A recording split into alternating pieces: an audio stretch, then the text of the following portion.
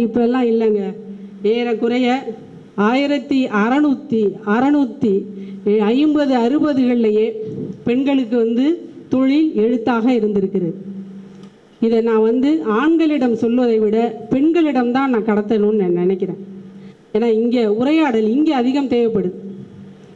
ஏன்னா நமக்கே உள்ளேயே இன்பில்ட்டாக அந்த அடிமைத்தனத்தை உள்ளே வச்சு நாம் எழுதக்கூடாதோ, நம்ம செஞ்சால் இதெல்லாம் தவறாக நினச்சிப்பாங்களோ, குடும்பத்திலேருந்து ஒதுக்கி வச்சுப்பாங்களோ, எதிர்த்து கேள்வி கேட்கக்கூடாதோ, இது எல்லாமே எங்களுக்குள்ளே இருக்குது. முதல்ல உரையாட வேண்டியது எங்களுக்குள்ளே தான் உரையாட வேண்டியிருக்கு.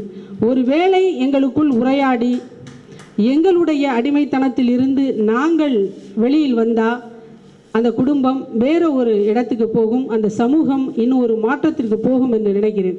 அதை நான் பெண்கள் கொஞ்சம் குறிப்பாக நிறைய நூல்கள் படிக்கணும்னு நினைக்கிறேன். இந்த எழுத்தை தொழிலாக கொண்ட ஒரு ஆங்கில பெண் எழுத்தாளர் பெயர் அப்ரா பென்.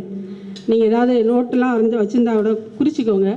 இவர்கள் மிக முக்கியமானவர்கள். நீங்கள் வெளியில் பேசும்போது கூட இதெல்லாம் சொன்னால் இன்னும் கொஞ்சம் பெண் எழுத்துக்கான அடையாளங்கள் இன்னும் கூடுதல் படும் அப்படின்னு நினைக்கிறேன்.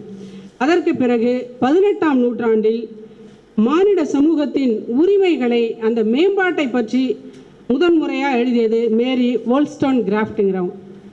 எப்போ இதுன்னா 18ஆம் நூற்றாண்டில் 1792லேயே பெண்களின் அடிமைத்தனத்தை, பாலியல் பிரச்சனைகளை மிக விரிவாக, ஆழமாக, துணிச்சலாக, காத்திரமாக எழுதியவர் இந்த மேரி wollstone அவங்க.